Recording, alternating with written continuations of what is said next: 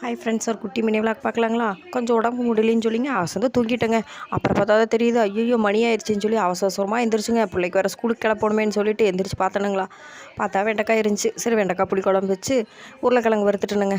சரி பாப்பா இதை கப்புக்கு எடுத்துகிட்டு போடா அப்படின்னா, பாப்பா சொல்கிறாளுங்க, அம்மா இது வேண்டாங்கம்மா, எங்களுக்கு ஏதாவது தக்காளி சாப்பாடு வேறு ஏதாவது சாப்பாடு அந்த மாதிரி செஞ்சு கொடுமா, எப்போ பார்த்தாலும் குழம்பு சோறே கொடுக்க தொடுறோமா அப்படின்னு.